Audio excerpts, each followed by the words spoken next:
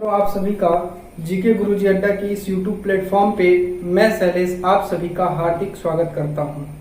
प्रिय मित्रों, आप सभी के सम्मुख मैं एक टॉपिक लेके आज उपस्थित हूं, राष्ट्रपति, जिसको हम कहते हैं संघ की कार्यपालिका, इंग्लिश में कहते हैं द यूनियन एग्जीक्यूटिव।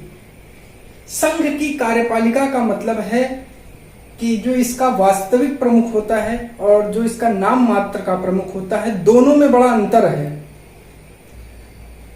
जो इसका वास्तविक प्रमुख होता है वो प्रधानमंत्री होता है और नाम मात्र का राष्ट्रपति होता है। लेकिन राष्ट्रपति के नाम से ही जितने भी क्रियाकलाप किए जाते हैं प्रधानमंत्री के द्वारा या अन्य मंत्रियों के द्वारा, वो सभी क्रियाकलाप राष्ट्रपति के नाम से ही संचालित किए जाते हैं।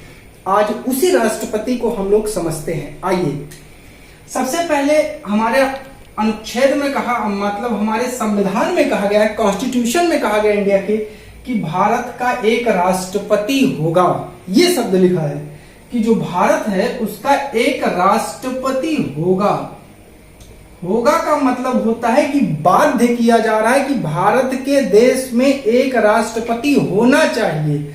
अर्थात क्या इससे काम नहीं चलेगा। अर्थात जब तक एक राष्ट्रपति का चुनाव होगा, दूसरा पद पे नहीं आसीन हो जाएगा, तब तक राष्ट्रपति हटेगा नहीं। अर्थात होना होगा। इसी को आइए देखते हैं। भारत का प्रथम नागरिक जो होता है वो भारत का राष्ट्रपति ही होता है। और अगर बात किया जाए कि राष्ट्रपति पद का जो प्रावधान है, वो अनुच्छेद 52 में इसके पद का प्रावधान किया गया है कि भारत में एक राष्ट्रपति होगा। आर्टिकल 52 इसको साफ साफ बोलता है।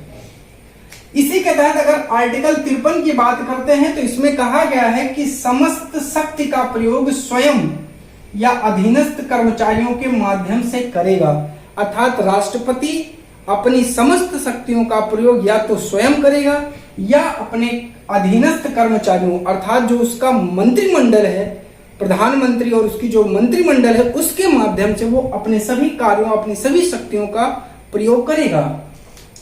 आगे अनुच्छेद 54 में जब राष्ट्रपति होगा, उसका पद है तो उसकी शक्ति है, तो उसके निर्वाचन की बात की गई है। आर्टिकल 54 कहता है कि राष्ट्रपति का निर्वाचन कैसे होगा।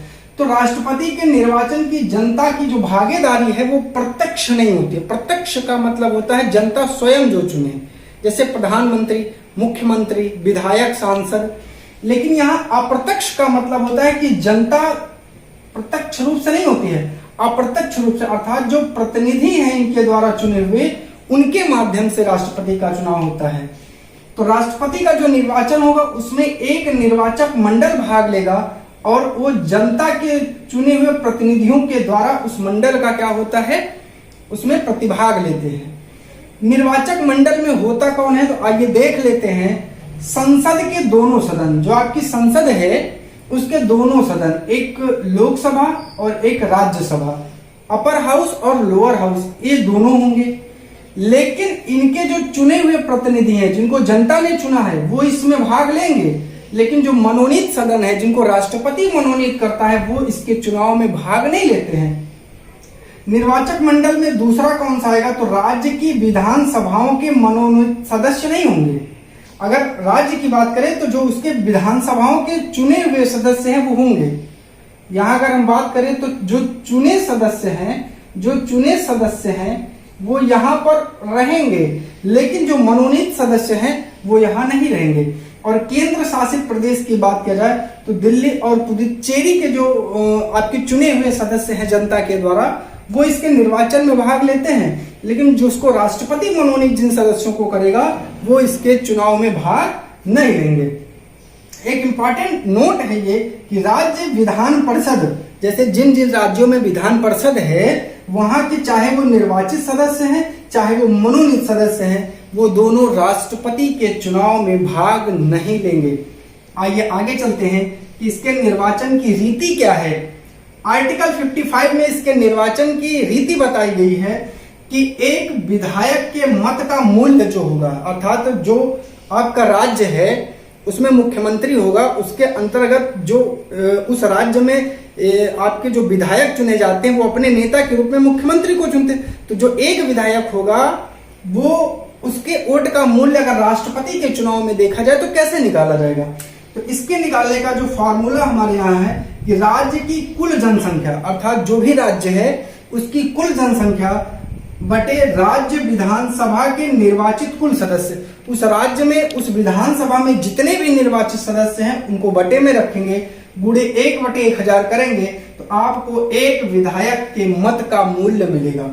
और उसी तरह अगर आपको एक सांसद के मत का मूल्य निकालना है तो सभी राज्यों के विधायकों का कुल मूल्य, जितने भी राज्य हैं उनके विधायकों का कुल मूल्य बटे संसद के निर्वाचित कुल सदस्यों की संख्या, अर्थात संसद में निर्वाचित जितने भी सदस्य हैं उनकी संख्या से जब आप उसको भाग कर देंगे तो आपको एक सांसद के मत का मूल्य आ जाएगा। तो इस प्रकार आपने राष्ट्रपति के इन निर्वाचन की रीति, निर्वाचन, उसका पद, इसके बारे में आज हमने जानकारी लिया। कल इसी से रिलेटेड जो उसकी शक्ति है, पद की योग्यता है, इन सब के बारे में हम लोग डिटेल से चर्चा करेंगे। वीडियो आपको कैसे लगा कमेंट करके बताएं। चैनल को सब्सक्राइब करें, वीडियो को लाइक और शेयर करना ना भूलें।